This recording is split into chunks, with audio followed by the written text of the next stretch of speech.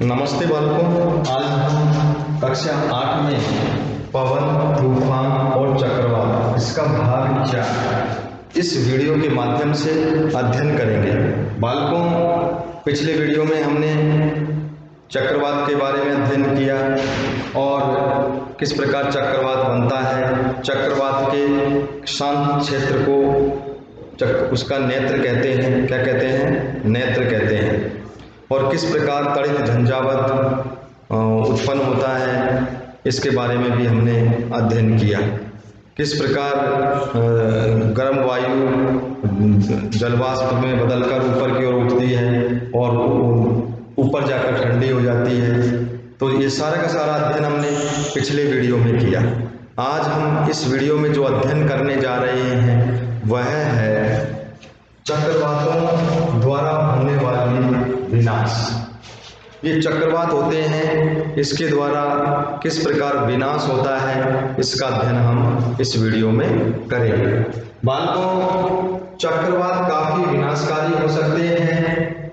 तेज पवन समुद्र के जल को तटों की ओर धकेलती है। ध्यान में आया?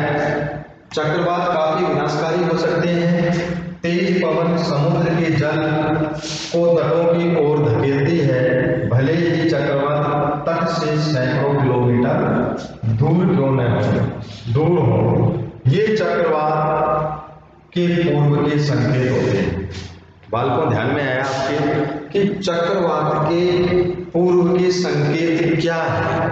आप कैसे मालूम कर सकते हैं कि चक्रवात आने वाला है? तो इसकी जानकारी हम किस प्रकार करते हैं, इसके संकेत हमें किस प्रकार मिलते हैं, इसकी जानकारी हम कर सकते हैं कि चक्रवात काफी विनाशकारी हो सकते हैं। तेज पवन समुद्र के जल को तटों की ओर धकेलती है। तेज पवन क्या करती है? समुद्र के जल को तटों की ओर, जो तट होते हैं उन तटों की ओर धकेलती है, भले ही चक्रवात तटों से सैकड़ों किलोमीटर दूर क्यों न हो। चाहे वो चक्रवात जो तट है समुद्र का उससे सैकड़ों किलोमीटर दूर क्यों न हो। बालकों, तो इस बात की हमें जानकारी प्राप्त होती है। ये चक्रवात पूर्व के संकेत होते हैं। ये चक्रवात के पूर्व के संकेत होते हैं। अगला पॉइंट है हमारा, पवन द्वारा उत्पन्न होने वाले जल की लहरें इतनी शक्तिशाली होती हैं कि इनके आघात से कोई भी व्यक्ति बच नहीं सकता है। ध्यान में आया आपके? इसको समझने का प्रयास करेंगे आप कि पवन द्वारा उत्पन्न होने वाली जल की लहरें इतनी शक्तिशाली होती हैं। पवन द्वारा उत्पन्न होने वाली जो जल की लहरें होती है समुद्र के भीतर, वो इतनी शक्तिशाली होती है कि इनके आघात से कोई भी व्यक्ति बच नहीं सकता है। इतना तेज इनके ऊपर आघात होता है कि उसके आघात से कोई भी व्यक्ति बच नहीं सकता है। अगला पॉइंट है, चक्रवात के नेत्र में, चक्रवात का जो नेत्र होता है उसका शांत क्षेत्र होता है चक्रवात का, जिसे हम चक्रवात का नेत्र कहते हैं। नेत्र में निम्न दाब के कारण उसके केंद्र में जल सतह उच्च स्तर तक उठ जाते हैं। ध्यान करो, चक्रवात के नेत्र में निम्न दाब के कारण, चक्रवात के नेत्र में निम्न दाब के कारण उसके केंद्र में जो जल होता है, जो जल की सतह है, उच्च स्तर तक उठ जाती है। उच्च स्तर तक क्या होती है बालकों? वो उठ जाती है। उड़ता जल 3 से 12 मीटर की ऊंचाई तक उठ सकता है, यानी 3 से 12 मीटर ऊंचाई तक वो जल उठ जाता है। और जब ऐसे लगता है, जब तेज हवाएं आती है चक्रवात की, तो ऐसे जैसे कोई दीवार आ रही है, पानी की दीवार आ रही है। और जब वो तटीय क्षेत्र पर रहने वाले जो लोग होते हैं, तो वहाँ के चारों ओर का जो क्षेत्र होता है वो जलमग्न हो जाता है, वहाँ तबाही हो जाती है। वहाँ की जो जमीन होती है उस पर वो समुद्र का खारा पानी फैल जाता है, जिससे समुद्र के आसपास तटीय क्षेत्र में रहने वाले लोगों की जो जमीन है वो जमीन की जो उपजाऊ क्षमता है वो धीरे धीरे कम हो जाती है, क्योंकि वो जो मिट्टी है उसमें लवण की मात्रा बहुत ज़्यादा हो जाती है और वो सारी जमीन ऊसर हो जाती है। और बालकों, आपने देखा होगा, आपने पढ़ा भी है कि ऊसर जो जमीन होती है उसमें प्रोडक्शन, उसमें उत्पादन, फसलों का उत्पादन अच्छा नहीं होता है। ऊसर जमीन में फसलों का उत्पादन बिल्कुल कम होता है, किसान अच्छी उपज उनमें नहीं ले सकता, क्योंकि जब तेज तूफान आएंगे, तूफान से पानी चारों तरफ फैल जाएगा तटीय क्षेत्रों में, तो वहाँ की जमीन भी लवणीय हो जाएगी और उसकी उपजाऊ क्षमता कम हो जाएगी। इसलिए बालकों, इससे बहुत ज़्यादा नुकसान होता है। अगला जो पॉइंट है हमारा कि चक्रवात को अमेरिकी महाद्वीप में क्या कहते हैं।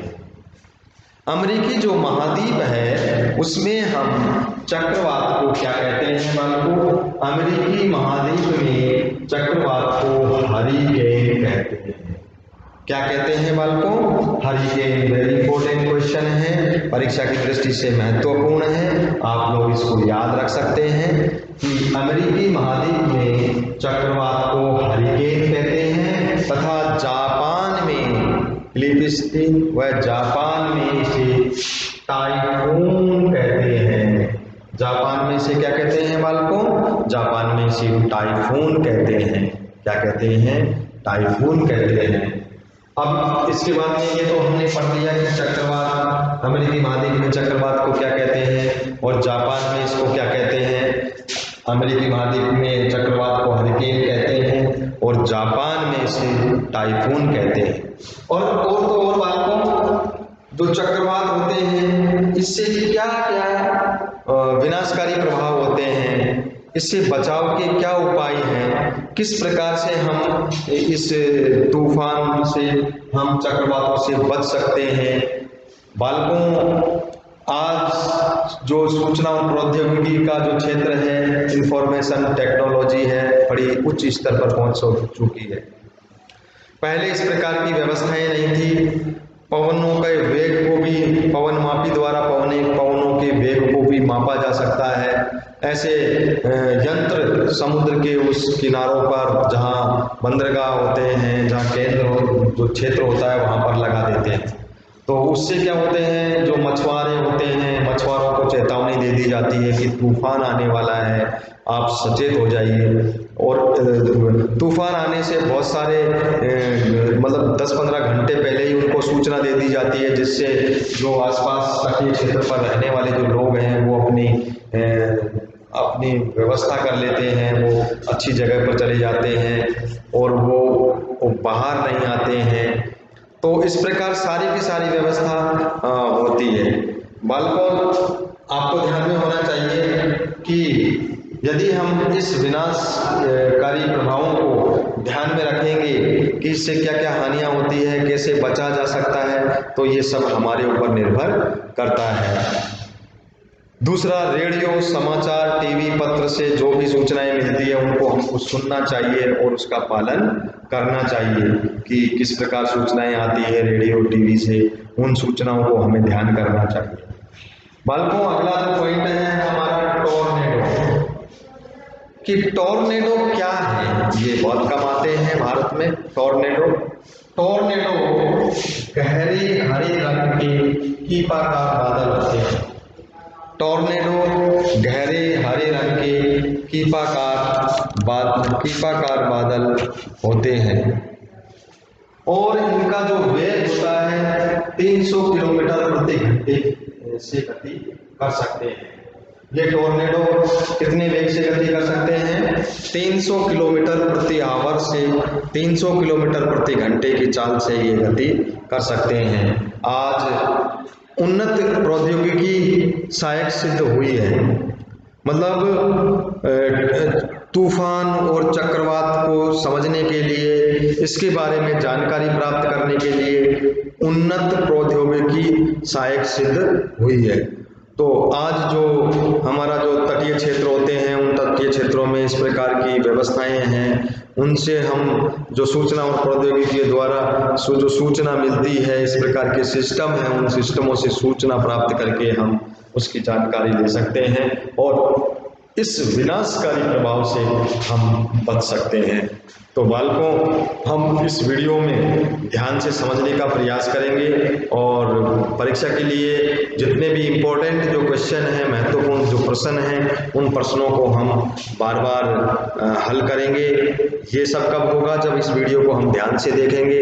मेरे द्वारा बताए गए बिंदुओं को आप ध्यान से समझेंगे, पढ़ेंगे, देखेंगे बार बार, तो आपको ये सारे के सारे प्रश्नोत्तर ठीक प्रकार से हल होंगे। आप परीक्षा की दृष्टि से बहुत अच्छे अंक प्राप्त करेंगे। इसी आशा और अपेक्षा के साथ मैं आपसे यही अनुरोध करूंगा कि आप लोग इस वीडियो को बार बार देखें, परीक्षा में अच्छे अंक प्राप्त करें और आपके ज्ञान को वर्धन करें। धन्यवाद। जय हिंद, जय भारत।